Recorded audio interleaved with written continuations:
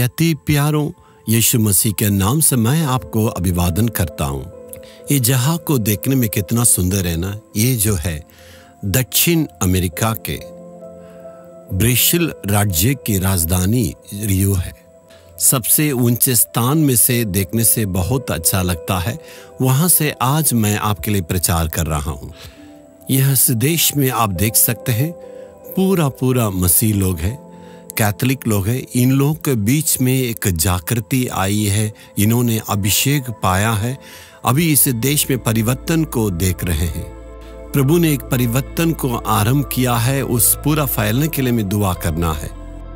आज परमेश्वर हमारे लिए क्या वचन को रखा है। 2 कुरिन्थियों 1 अध्याय का 4 वचन में, वह हमारे सब क्लेशों में शांति देता है। यीशु हमें शांति देता है, खास करके क्लेश में शांति देता है। आज आपके दिल में बहुत बोझ के साथ आपके दिल में शांति चाहिए।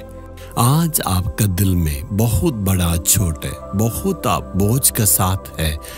आप ये चाहते हैं कोई आके हमें तसल्ली दे, हमारे दिल में शांति दे। सारे मनुष्यों के दिल में इस प्रकार बहुत ही प्यास के साथ रहते हैं।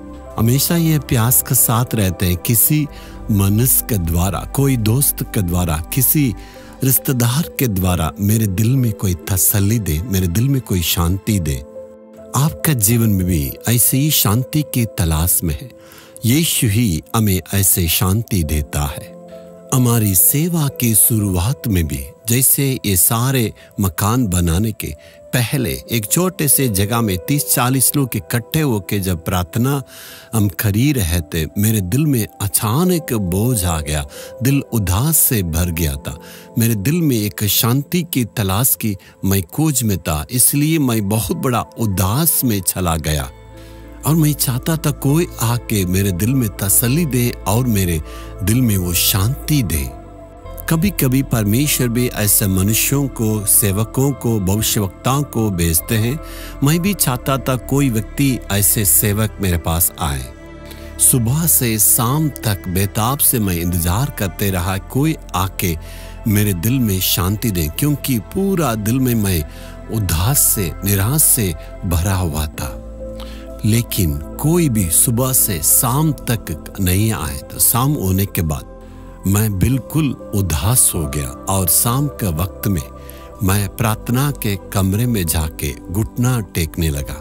मेरे मुंह से कोई बोली नहीं निकला। मैं उदास था, लेकिन मेरे आंखों में आंसू निकला। मैं प्रभु के सामने आंसू के साथ खड़ा रहा। हे प्रभु, मैं अकेला हूँ। बहुत लोग उदास में रहते, मैं उनके लिए प्रार्थना करता हूँ, लेकिन आज मैं उदास में हूँ, मेरे लिए कोई नहीं है। इसी भावना में भर के मैं फुट के वहां पर रो रहा था। तब परमेश्वर की आवाज मेरे पास आया था।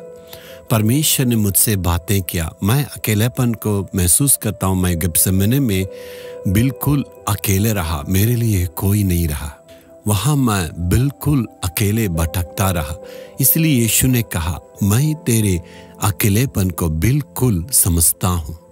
मैंने परमेश्वर से कहा, तू सर्वशक्तिमान परमेश्वर है, तुझे तसल्ली देने के लिए एक स्वर्गदूतों को परमेश्वर ने भेजा है। तो मैं साधारण मनुष्य हूँ, मेरे लिए क्यों स्वर्गदूतों को ना भेजा।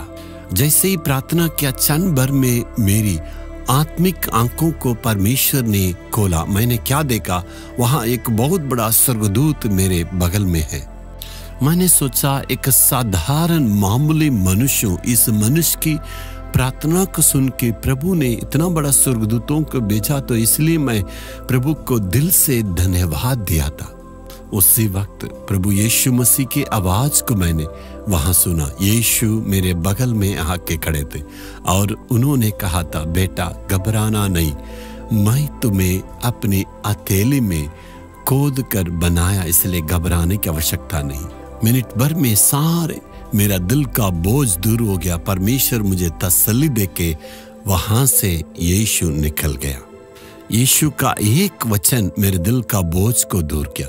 तभी मैं समझा मनुष्य का नहीं, परमेश्वर की आवाज चाहिए।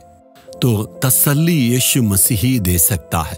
आज प्रभु आपके लिए कहने के लिए चाहता है, बेटा मैं तुम्हें तसल्ली देता हूँ, बेटी मैं तुम्हें शांति देता हूँ। तुम्हें शांति देने के लिए क्रूस पर अपने आप को कुर्बान किया।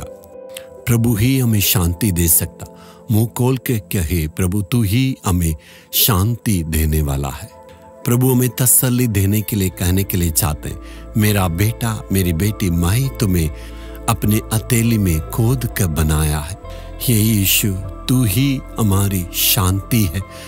तू हम सबको अपनी हथेली में खोद कर बनाया, ये हमारे लिए काफी है। अभी सारे लोगों के दिल की घायल को तू चंगा करता है। धन्यवाद हो, यीशु के नाम से मांगता हूँ, आमीन आमीन। Jesus redeem Hindi YouTube channel को सब्सक्राइब करें।